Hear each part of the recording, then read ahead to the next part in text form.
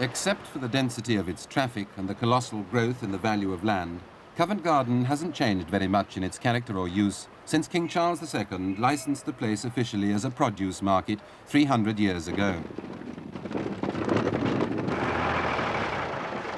Ever since King Charles's mistress, Sweet Nell of Old Drury, sold oranges around the corner, the garden's been used by people in search of pleasure. And it's also been the home of the most urban working-class citizens in the world, the Covent Garden Londoners. But now the market's moving to a vacant site south of the Thames. When it's built, it'll look like many other commercial developments in the modern utility style. The land at Nine Elms is quite valuable, but back in Covent Garden it's worth £2 million an acre. And it's over there that the property developers want to cultivate their capital and make their money grow under the Greater London Council's plan for the comprehensive redevelopment of a fifth of the West End. But Covent Garden isn't a vacant site, and working-class people who can't pay rent at £2 million an acre oppose the plan.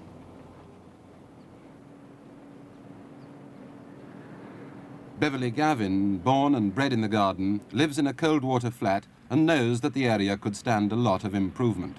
I would personally like to stay in this area and see it developed, but in such a way that it both retains the character, that the people who already live here could stay here, which is not beyond the wildest dreams, even if we had to move to, say, one side of the area for a few months while they built one side and we came back again. I mean, it's not really necessary for everybody to move out. It's just that they're determined to price us out because we're not what they want. We're going to bring the area down. They just don't want us here. You obviously take a very cynical view of their intentions in relation to planning and rehousing. Well, obviously they've not bothered to find out. They've not come and found out what's of any interest to us. Of course, anybody high financiers obviously don't live in Peabody. They don't lug in their water. They don't live in Sydenham buildings or in a council building. They live in their beautiful semi-detached out in the country or in the suburban stockbrokers area with their cars. They don't come and find out what it's like to live here. They're not interested. Would you change with them if you had the opportunity and the income? Oh, well, if you're asking me if I came into money, would I move out in stockbrokers area? Obviously I would, but I think I'd be more inclined to stay here and buy one of their more expensive flats, I suppose, because I like living here.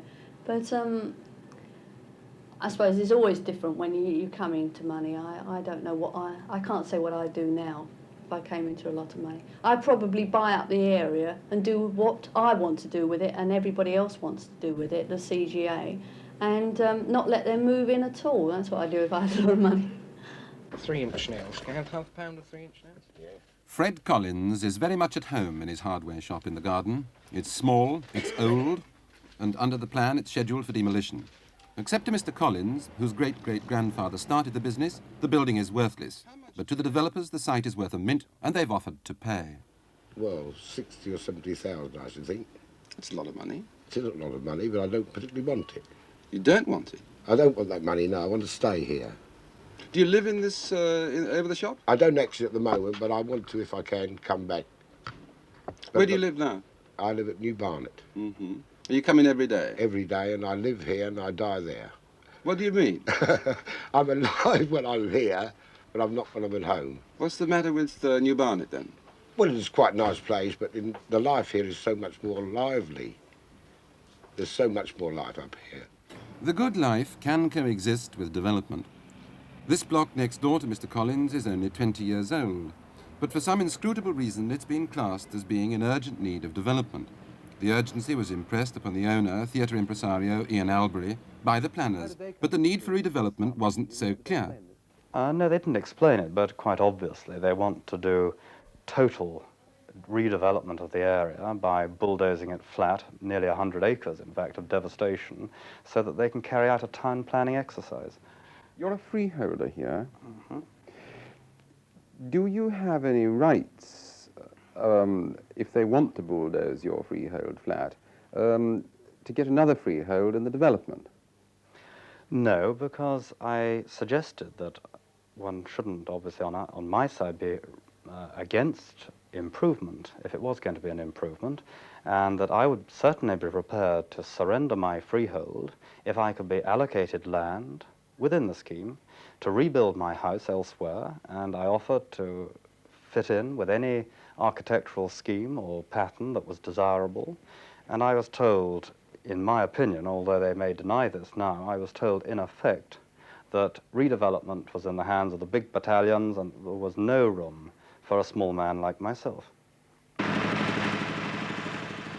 Here, a tall hotel, the first of many planned, will tower over semi-sunken motorways and the rooftop flower boxes of Muriel Gantry's garden, unless she quits, as many others have, ahead of the demolition gangs. You might say there's no domestic atmosphere around here now. All the residents have been gradually hived off and drifted away. At one time you used to see many more people about, and they have this idea of one thing, that they want to make Covent Garden a place for tourists, to attract tourists. Well, blast it, it does attract tourists. Now, for one of the things that people come to see is, where's Covent Garden? Where's Drury Lane Theatre?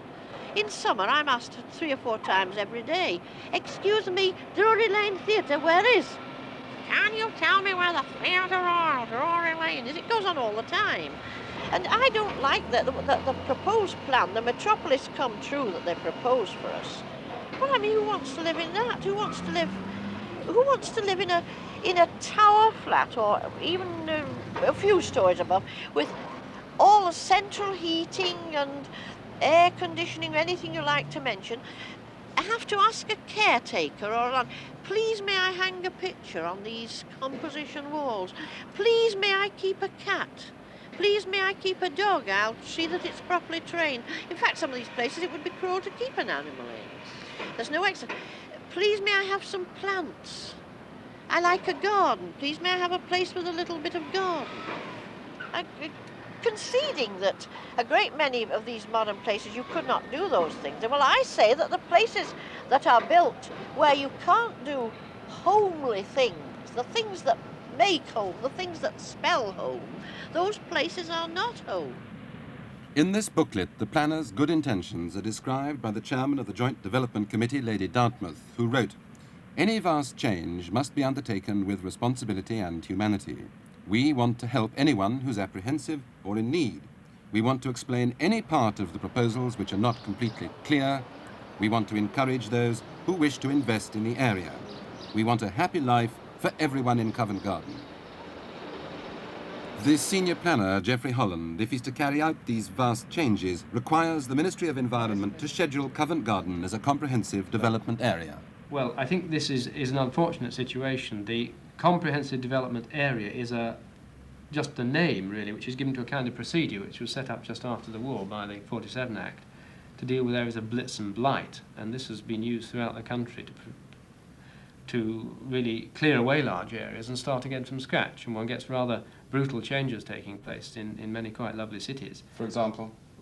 Lots of places. I'm not going to go into details. Professionally, I can't. But I mean, lots of examples amongst planners are known quite well as being very bad. Or would you disagree that that CDA got a bad name, for example, in places like Birmingham, Liverpool and Manchester? Yes, I think that's the sort of place it does get a bad name, really, because it provides a very sudden, brutal change. It's as if one takes 25 acres, clears it and builds new buildings in 5 years, and one's got no link with the past whatsoever. This is the sort of situation that has happened in the past all over the country.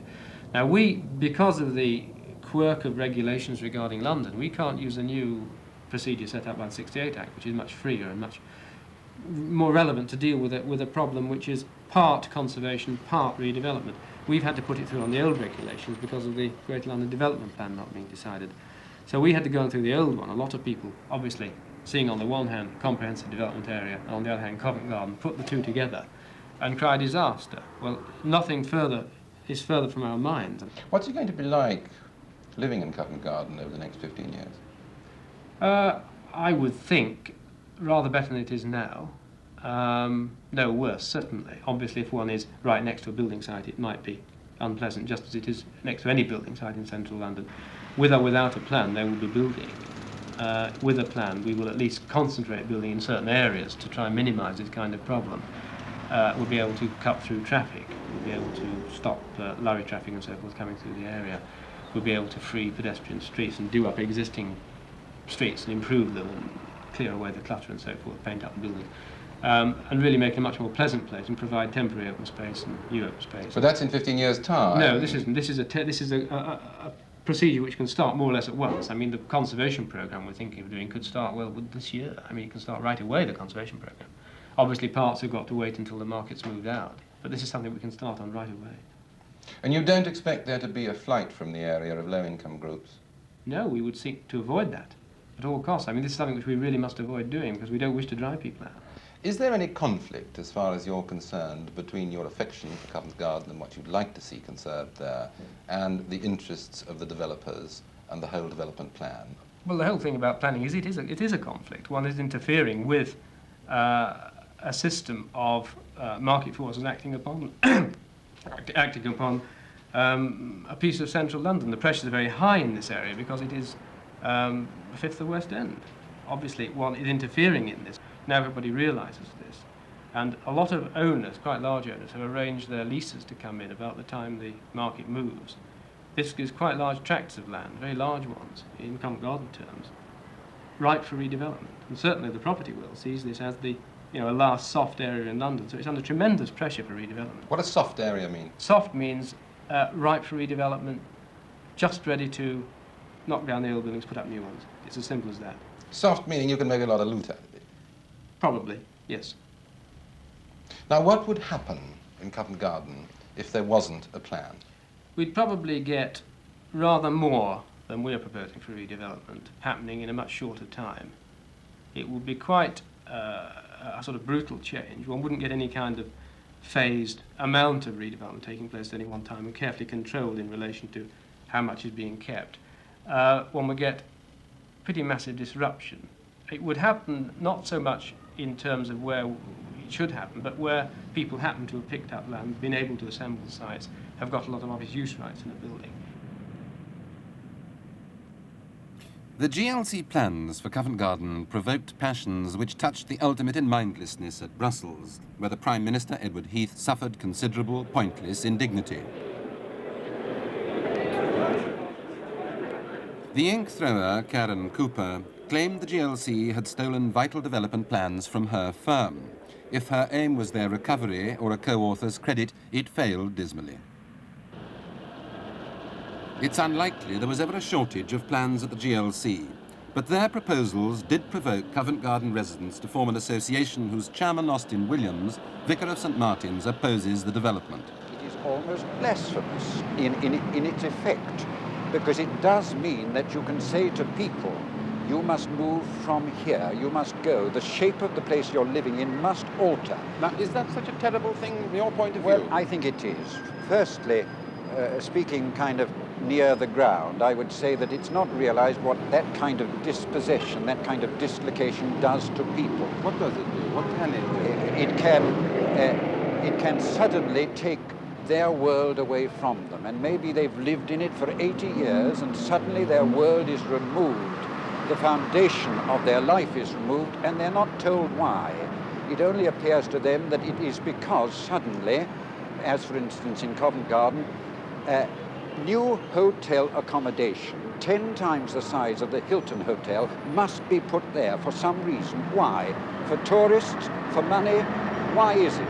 But the whole justification and purpose of this plan is that they're there to prevent unscrupulous developers moving in and exploiting Covent Garden. Now, this is perfectly true, and I take this.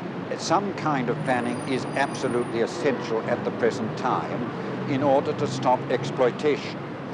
But in the end, when all is said and done, the exploitation is bound to take place, because if by planning all you get is an ordered exploitation, it's not really any better. What I believe is wanted is a consultation at grassroots level, a talking, and then a kind of saying in our country today that the time has come to say no to being exploited by these forces. A public protest after a public inquiry into the development plan. While the report of the inquiry is studied by the Secretary of State for the Environment, Mr. Peter Walker, The Covent Gardeners must draw what comfort they can from Lady Dartmouth, chairman of the Development Committee, who again writes, "Please, let us keep as much as possible of the intimate character of Covent Garden, the alleys, the courts, the cosy streets so typically English. There may be a new conference centre and hotels, but there's still plenty of room for local industry and much more housing for people who want to live and work in the area. But those who already do live and work in the area aren't convinced." What I'm trying to say is to keep us all together. Oh, yeah. Because if you pull it down, you've got to get out of it, and you break up a community which is happy. Yeah. And you'll never get it anywhere else in London. Well, actually, I've been out the area now for nearly 20 years, because when I got married, I couldn't find a place here. That's right. Jerry's been out, what, about 4 months, because he recently got married. Yeah, but we still come back here. back. What brings us back to Covent Garden? Because I think it's one of the very few places that's left in London. It's soft, it's quiet, it's a backwater. Yeah. You can walk round, as you can say, you can meet Laurie, you can meet yourself. Everyone. So how you going? Bridget, how's your legs? You know, all the stuff, you know. Someone once said it's like... If one's missing, somebody knows about it. This is the point. When it all boils down, it's money. Yeah, well, because there's going to be a lot more flats. There will be more flats built. When this plan is carried through, there will be actually more flats and more people living here than there is at the present. But not ours. But there'll be such rents that people can't afford. What are you going to do? What can we do about it? Yes, but can Well, I think you're going to barricade your buildings and barricade the streets. That's what is going to come in the end. Actually, I agree with what you say, but we're not that cast of people. But Laurie, we keep talking about land, don't we? Land is worth £1.5 million, £2 million an acre. Now, wait a minute. They gave £1,000 a room, wasn't it? A grant for any hotel room built. So Yes. and they gave those old girls in Sitton's buildings to move out £30 grant. Does anybody know that, now we're on, the people that were living in those buildings were given £30 for having lived there 75 years to say, would you move away, and it cost them more to move out than to put a bloody gas fire in. Anybody consulting in wages, rises and other conditions, they use an action, they've got their own action, strike action. Will stop the industry completely, stand still. And we have got to show ours physically by demonstration, even with marches and standing outside the town halls. This is what we've got to do. We've got to let them know we're here. Unless we fight and identify and get up and oppose this plan, all together, every man jack of us, whether it be old, young, in this community, and we're the first, our heads are on the block. This is going to happen in Shoreditch, in Lewisham, in other parts of Camden, where we live now. But if we delude ourselves and think, oh, we'll be all right, you know, they've always looked after us in the past. They've got no interest in us. The almighty dollar, or to call it the pound, is going to just row us off. We're going to be nothing. We're going to be washed aside. Well, I'd like to tell you, I've lived here for 55 years, and the bombs never shifted me here, and I'm not letting anybody else. Oh, well, should we drink to that right now? We're not bloody going. Up the belly and down the back, every hole and every crack, I've painted up down in Drury Lane. I painted an old tomato over and over again. Fred Freed's ballet shoes are famous among dancers. Margot Fontaine ordered 100 pairs for her US tour. He's made shoes for Pavlova, Nijinsky and Kasavina. Like many small, highly specialised businessmen, he's done very well in Covent Garden. But if the high rents and rates of the new development drive him out, will his trades suffer? Well, it would be disastrous for us to move out of this centre for the simple reason through staff-wise. I mean, we've got the staff come from more or less four corners of the West End, and it would be very difficult for one group to travel a great distance out of London. Not only that, we're worried about the dancers coming here and they come to a maker and go into the particulars of their shoes, any alteration, anything they want, which would be impossible if we had to move out here. Pretty ballerinas and foolish fellows who drink champagne from satin slippers will find one less place to dine at in Covent Garden when Rule's restaurant vanishes in brick dust under a new motorway. Rule's has been in Maiden Lane since 1798, and 8,000 patrons have written to protest. The royal ghost of Edward, Prince of Wales, who frequently entertained Lily Langtry here in velvet-curtained seclusion, would be perplexed by the need to demolish the place at all. Still more puzzling was the planner's suggestion that John Wood, managing director, rebuild rules elsewhere. If you move into another building and you recreate or attempt to recreate the atmosphere, there's obvious difficulties, but most certainly it's a phony. And so there's a capital risk involved there. A very high one, in my opinion. I don't think it's on, personally. Some of the statements they made, for instance, you know, about creating tourist areas, about telling people such as myself that you can do this and you can do that. Well, I've got a fair idea what I can do. If I make mistakes, I end up in Carey Street. If they make mistakes, as far as I know, they still carry on. I mean, this came up over hotels, this came up over all sorts of businesses. They say, you can do this, and they've no experience, to my knowledge. These GLC flats are being demolished to make way for an extension to the Waldorf Hotel, where anonymous transients live out of suitcases. Here, Mrs. Wynne Money is packing up her home for the first time. Her notice to quit betrayed little awareness of that fact as she remembers it. I think it was a letter. And then we had a lady call.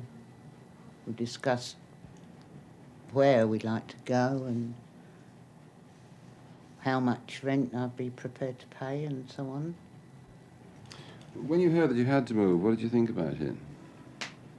I was flaming mad, actually, because around here are all the people I've always known, and added to which a lot of elderly people who shouldn't really be uprooted.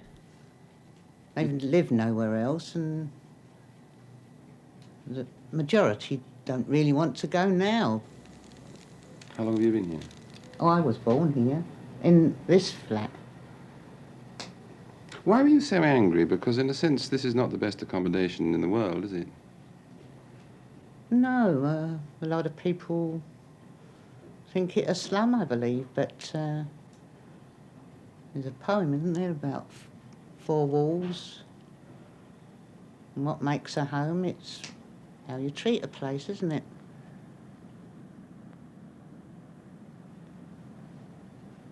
Well, I'm comfortable here. It's near where I work, all my acquaintances are around, and... From the point of view of somebody who hasn't lived here, that's to say, from the point of view of an administrator or somebody who wants to make some money from tearing this place down, they would feel that you're pretty fortunate to be going to the new accommodation where you want. Do you agree? Well, I might say they're fortunate to get our property. I don't see what business it is of theirs. People are more important than money, I think. Some of these people that are speculating around this part of the world already have too much territory, in my opinion. Perhaps we are lucky to get a new flat, yes, we are. But it still doesn't make it right for them to grab our homes. Why not? Well, suppose we worked in reverse and we wanted to grab theirs. That would be, what's the word? A bit too militant, I suppose. Sort of they'd think it was unjust, I suppose. Well, they would, wouldn't they? Of course, they've got money, haven't they? Well, that speaks all languages and counts for everything today, doesn't it?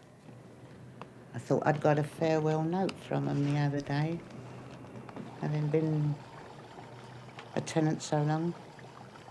But it was to tell me that the rates of this place are going up on the 17th, which seems a bit odd as we've already been flogged, so... Shouldn't have sent it to me, should they? From £1.50, her rent now rises to £9 a week. Even with rent rebate, it will cost her and the ratepayers more. But she's no choice. At present, there is no code or legislation relating to the destruction of communities, how it should proceed, what the results may be. Only a few researchers in Britain and America have begun to register what happens to people whose community is dismantled without their consent or their understanding why. They feel that their control over their lives and their living situation is grossly impaired. They report that that's the case, that they feel that there's a conspiracy against their social welfare. that people are taking decisions which actually force them into new areas of living and into a much more deprived quality of social life, even in better environmental circumstances in terms of having bathrooms and toilets where there weren't any before. David Treisman has made several studies of the effects on families and individuals of being planned around from pillar to post. And they feel that they're actually powerless to intervene in the situation. Because the planners are just telling them what to do? Well, because a plan is presented and they actually must fit into it. I mean, they're human pawns and they're moved around a board which someone else has designed, however well-meaning someone else has designed. And of course, once the process is started, no one knows how to stop it. No one has any idea how to stop it. Why should a family, a husband and wife, and their children living in poor housing object to being moved out and put into newer housing with better amenities? Well, they obviously don't object to having better amenities. I mean, they're probably as eager, or a good deal more eager than anybody else to have proper sanitary facilities, to have proper bathrooms, things which they've obviously not had at all in the old areas. But what they do object to is, without any kind of consultation at all, and without any right to, in fact, resist the decision that's been taken about them, they're moved into areas where they're split up from their old neighbours. They're often split up from various of their relations. They're split up from their friends. They're split up from that whole network of people they used to know and they used to live with. The sort of destruction that you're talking about of this kind of working class community has happened, in fact, all over Britain, in various cities where there has been redevelopment, particularly since the last war. It happened in Liverpool, it happened in Birmingham. Has there been any particular cost to count as a result of that? There's been enormous cost to count. I've actually looked at what happened to the central areas of Liverpool in terms of the changes in the number of mental breakdowns, in the changes of mental welfare, in the catchment areas which were actually completely bulldozed flat in the period through between 1960 and 1967. The bulldozers moved in and flattened a very old, very well-established working class community, which, as far as anybody can tell, had very much the characteristics of cohesion, solidarity, of street life, of its own rich, intrinsic culture that one finds in working class communities. The people were moved en bloc, and of course forcibly moved because their homes had gone, forcibly moved to high-rise buildings in different areas. Families were broken up, not completely broken up, but grandparents were separated off from the nuclear family, from the central family core. And during the course of the whole of that movement and change, by what I think is an accurate computation, there was an increase of by 750% in the rates of admissions to mental hospitals which served those catchment areas. But aren't people who leave Covent Garden for elsewhere because Covent Garden is being replanned facing the same situation that any emigrant from an old community faces when he becomes an immigrant into a strange place? Well, they're obviously facing a great many of those same problems. They're facing them in a more acute form because they are actually used to, and they want to continue, to live inside a social organisation which they actually place enormous value on. There's no good planners telling them those values are obsolete. They value them. And it seems to me to be a completely invidious type of decision which says that irrespective of what that kind of community thinks, here is a plan, it's been costed out, economic advantage and profitability have been settled on the use of the land on which their homes formerly stood, and they must simply abide by the decisions. The logic for developing 100 acres of the garden is the departure of the market, which occupies 10 acres. The official reason for the plan is to keep in check the developers who will supply the capital, a delicate task, to conserve historic buildings, to safeguard the community whose home is here. While the plan awaits Mr. Peter Walker's decision, one of the planners who was sacked, Brian Anson, explained why he's now joined the other side.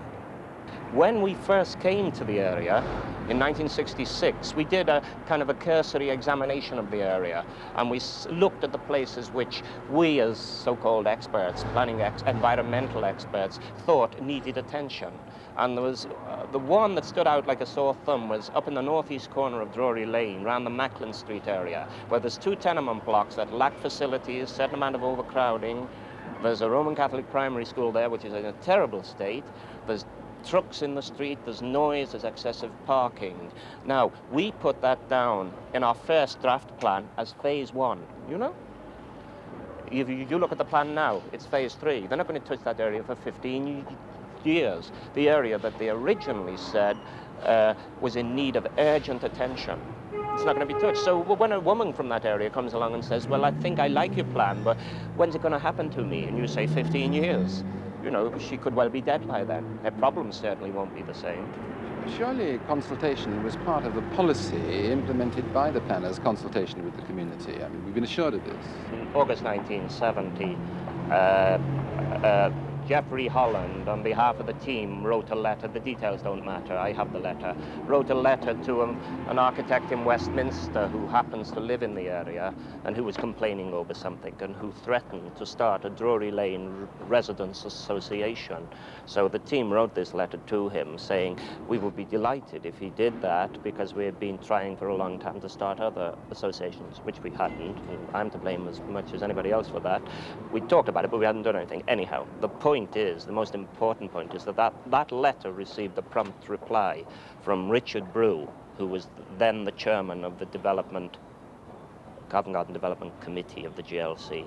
And his letter verbatim, I have a copy of it, said, in my experience, these protest groups, and he referred to residents' associations, these protest groups are more trouble than they're worth, and you should backpedal on that idea. So, and that was the official view on participation. For God's sake, don't have it. Because you see, by that time, the plan was steamrolling ahead. Everybody was very happy, those who had been consulted. Planners, the developers, the politicians. The people didn't know a bloody thing about it. If they wanted to find out anything about it, could they not go along to the information centre or down to the headquarters where the planners work and get the information they wanted? The information centre didn't exist. It only opened last week here. The planning team's office is on the Strand. It's on the fourth floor. You know, it doesn't invite you. People didn't even know where it was. But is information available if you want it?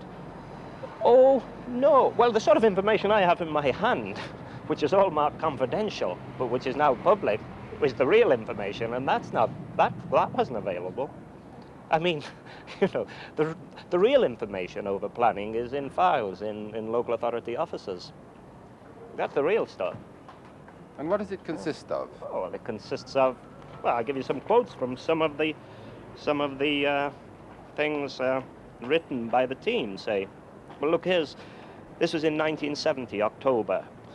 Written by the senior valuer in the team. There were 5 valuers in the team then, and the leader of the team was a valuer. To quote, the precise form of development needs to be guided by the developer, who is accustomed to sites of this order. The developer is more in touch with the type of occupant needed in this area than the council. Remembering that development of a large Covent Garden area site will involve many millions of pounds, this quite simply means that only the large concerns will be involved.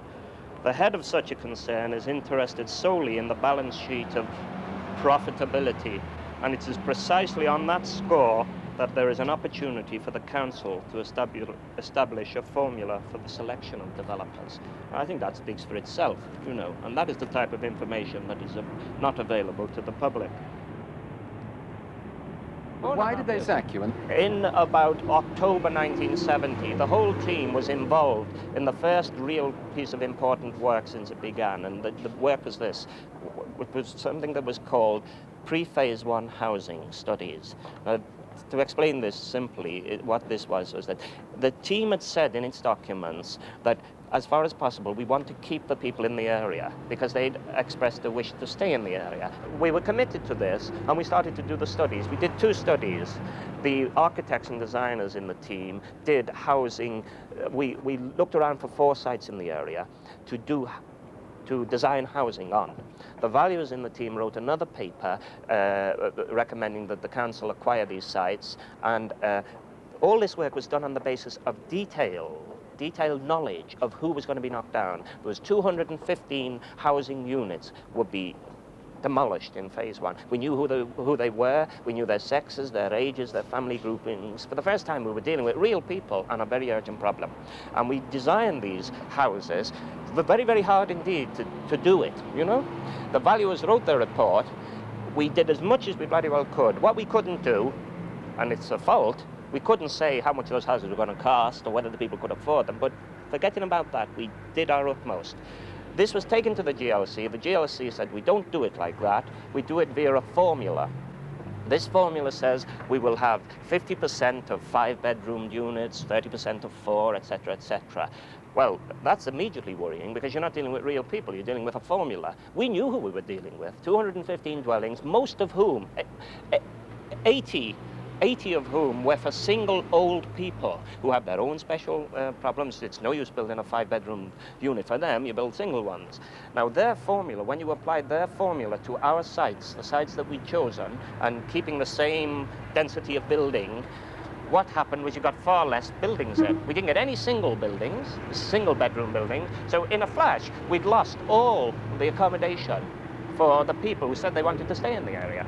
How did you feel about coming into an area as one of a team that was going to change it? We knew, even though we were strangers, we knew that this was one of the most valuable pieces of real estate in Europe, if not the world, you know, and that the pressures on urban land means that there's an enormous pressure from behind the scenes, from politicians even, to capitalize on value of sites. And we were talking in terms, and the plan still talks in terms, of on this very valuable land putting social elements, like for instance increasing the housing, building another school, building open space. Actually I now know, and I can prove that these are all pious hopes, you know. We said we were starting to do a plan for the area. Now was a chance for them to really put something into this plan. That we wanted to know a lot of basic factual information about their family, about what they did, where they worked, how they got to work, whether they had a car, whether they wanted to get a car, what were the facilities in their dwelling and so forth. We asked them what they thought was Covent Garden to them, what was their village as it were. We also, after doing this sort of basic factual information survey, we went out on a social survey which went very much deeper and got to the depths of their family distribution, where their family was, whether people came in to shop for them when they were ill and so forth. Went quite deep in this respect, where they shopped, where their entertainment was, how they used open space, all this sort of thing, which we found able to build into the plan as basic aims, as things which had to be respected at all costs. Did you ask the low-income groups what kind of accommodation they would like to live in? Oh yes. We asked them what rent they'd be prepared to pay and so forth. But you gave them a choice, actually, I believe. You asked them whether they'd like to live in a flat on a crowded street, yes, or the top of the high-rise with a view over the area. Right. We took advice at that stage. It's a very difficult problem doing these social surveys. We went to the acknowledged experts in the field, and this was the final form of questioning. It's a kind of, not a straight questioning of, you suggest to me. I think it had been found that this wouldn't produce the right kind of results. For whom?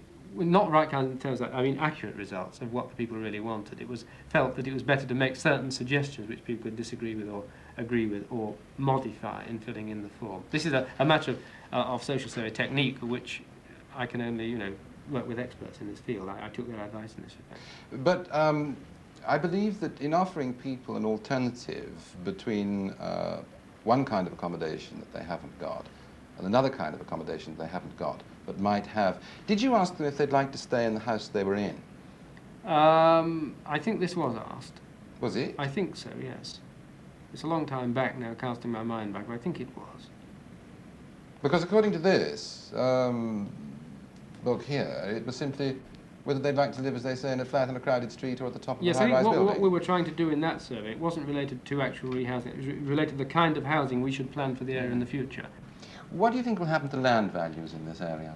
I think land values have gone up quite considerably in this area when the market move was decided upon.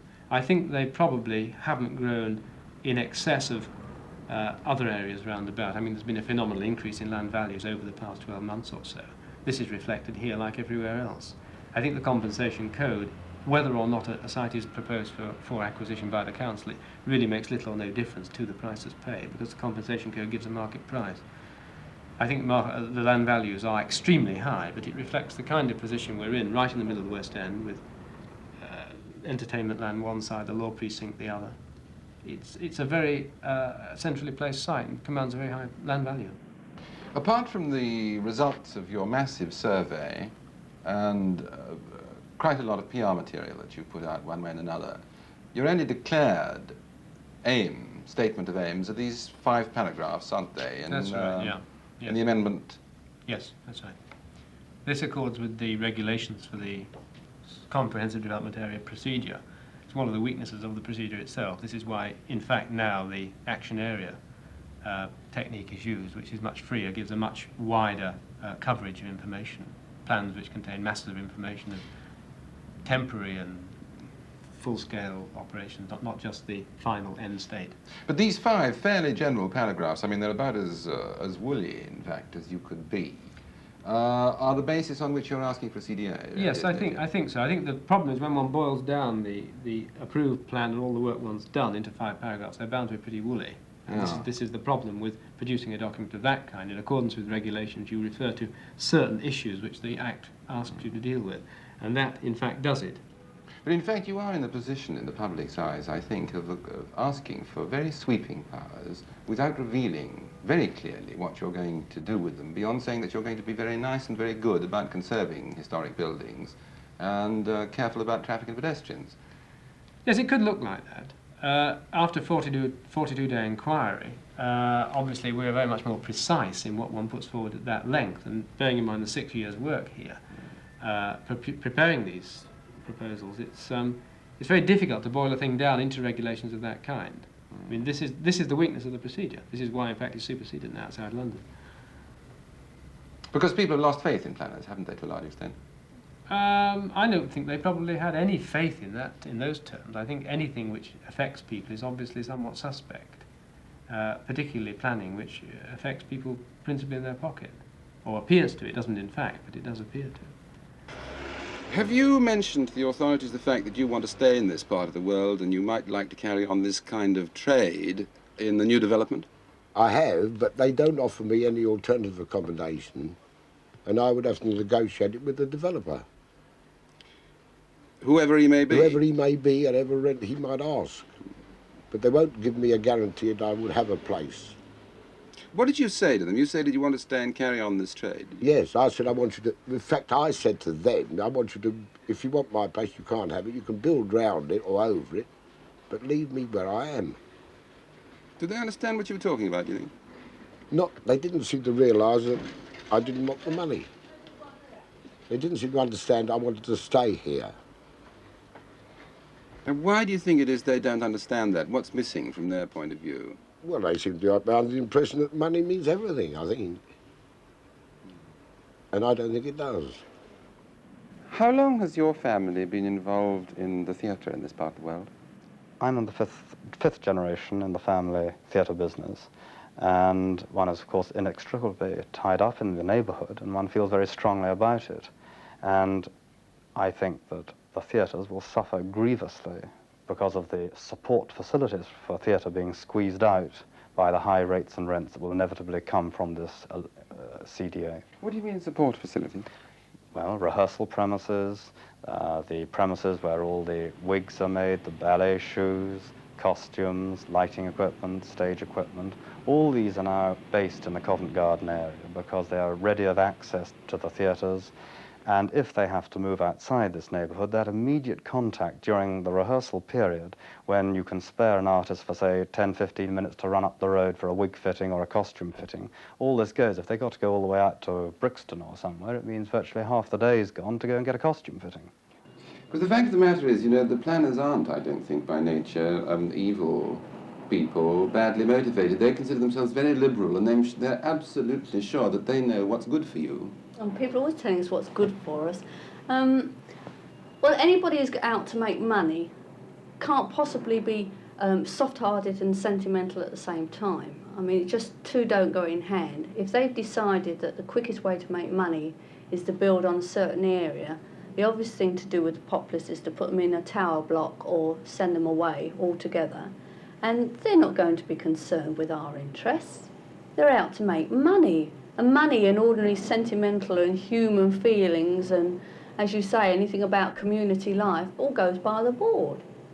I mean, we've seen this, as I say, the Elephant Castle is a prime example of this.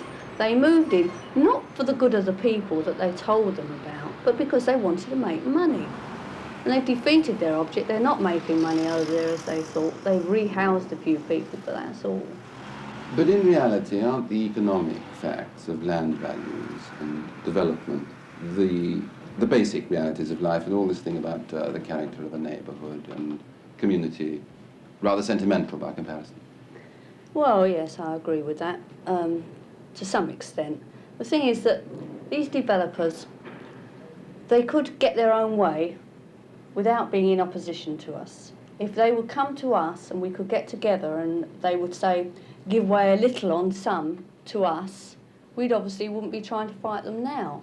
All they've got to do is consult us. Why must they always be in opposition?